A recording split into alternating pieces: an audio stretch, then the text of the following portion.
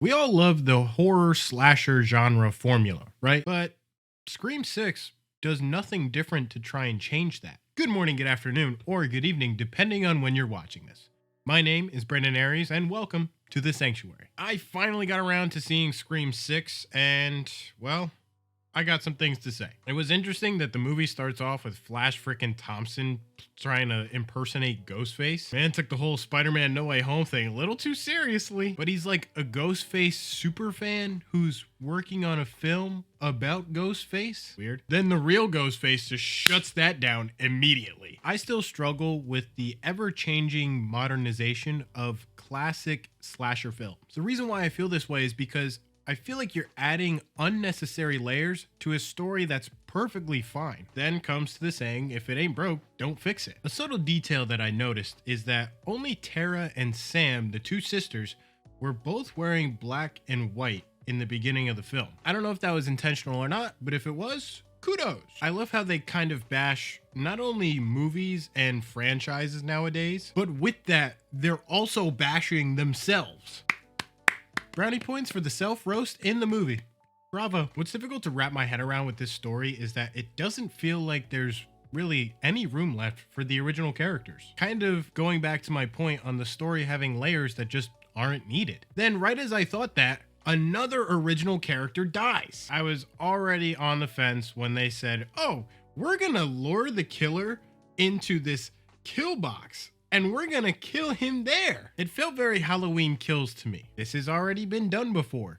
What are you gonna do to change that? In the train scene, I like the fact that they kind of gave little cameos to different horror killers. Two of them that stuck to mind were Michael Myers and Pinhead. And of course, Ghostface was there because it's his movie. Though I kind of like the implementation of multiple Ghostfaces because it adds to that mystery of Ghostface. Like you don't know who he is or where he is or when he's gonna strike. All right, that's all said and done. On to the big twist because not much was really sparking for me. So the roommate's dad was the killer. Oh, no, I could have never guessed that. Then the idiot Landry, who I thought was playing immediately way too stupid, was the son of the roommate's dad, so that their brother and sister. Really? I never could have guessed that one either. But then the actual roommate faked her death and was another one of the Ghostface killers.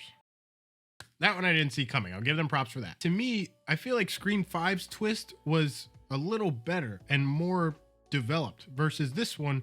It kind of just was predictable from the start. The movie's themes and morals are a little bit all over the place. Be better than your past.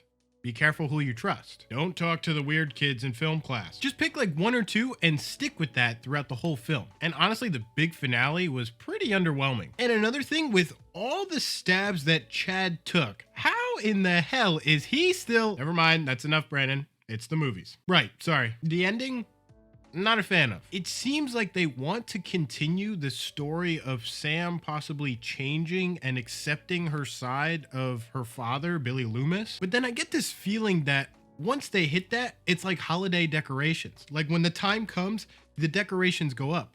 But when the holiday is over, the decorations go down and everything is back to normal. Now, would I want them to dive deeper into this? At this point, no, honestly, because I kind of want these new movies to kind of end. Barely an hour passed after watching this film, and I didn't find myself remembering or really caring about the film whatsoever. Is there another one of these in the works? Probably. Is there a Scream 7? This is saying Scream 7 hasn't been officially greenlit. Don't get me wrong, this film was alright, but it felt very inconsequential. Essentially, all of the main cast survived, even after being mortally stabbed numerous times. Brandon, you're doing it again. Remember, it's the movies. If anything, the only consequence was maybe Gail being killed. That's about it.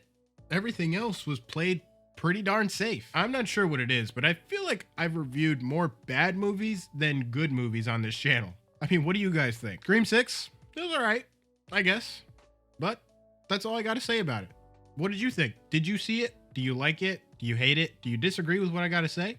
Let's talk about it in the comments down below. If you like this video, please be sure to give a like. It is always so much appreciated here in the Sanctuary. If you're new here, hit that subscribe button. And next to that is a notification bell for every week this lover boy pops up in your feed.